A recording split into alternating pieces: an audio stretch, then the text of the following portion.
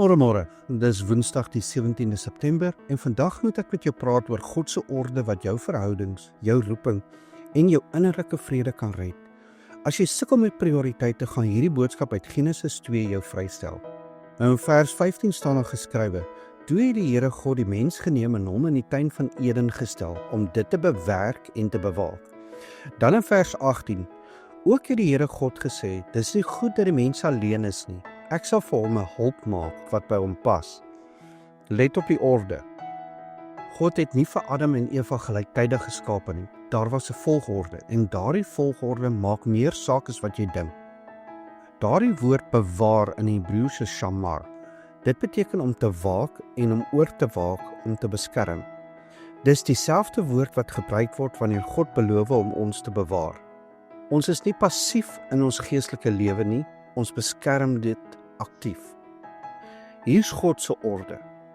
Eerste, verhouding met God. Tweede, lewensdoel en roeping. Derde, lewensmaat. Hoekom hierdie orde? Want as God vir Adam eers 'n vrou gegee het, sou Adam gedink het die lewe gaan net oor die vrou. In plaas daarvan het God prioriteite vasgelê. God eerste, doel tweede, vennootskap derde. En luister, Adam moes die tuin bewerk en bewaar. Selfs in die paradys was daar werk om te doen. Hy moes kultiveer wat God vir hom gegee het en dit beskerm teen die vyand se aanvalle. Dieselfde geld in jou geestelike lewe. Jy moet dit bewerk deur gebed, Bybel lees, aanbidding. En jy moet dit bewaar deur te waak teen sonde, versoeking en enigiets wat jou van Christus sou wegtrek. Maar hier's die evangeliese waarheid. Jy kan dit net doen omdat Jesus God se orde volmaak gehou het.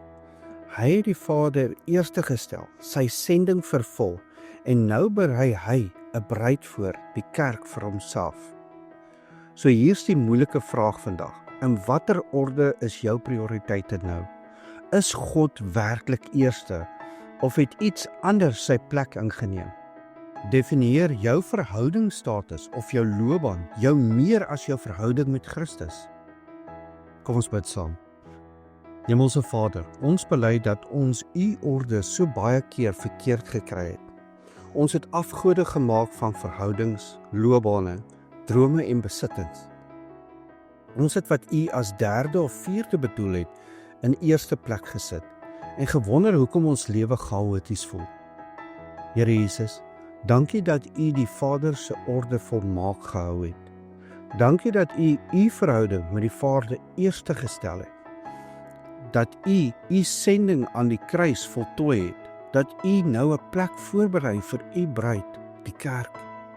Heilige Gees, help ons om ons geestelike lewens daagliks te bewerk. Gee ons honger na U woord, passie vir U gebed en harte wat aanbid. Help ons om te waak teen elke aanval van die vyand. Beskerm ons teen trots, teen kompromie, teen enigiets wat ons eerste liefde vir Christus sou steel. Herstel ons prioriteite volgens U wil. Mag ons eerste U koninkryk en U geregtigheid soek, wetende dat al hierdie ander dinge by ons gevoeg sal word. Ons bid dit in Jesus naam. Amen. So ja, verklaar hierdie waarhede vandag oor jou lewe. God het eerste plek in my lewe. Ek bewerk my geestelike lewe daagliks met sy woord. En ek waak my hart teen elke aanval. En onthou vandag, dalk is jy die Bybel wat iemand vandag moet ontmoet. Die kruis was nie 'n fout nie, dit was die plan. Kry jou orde reg.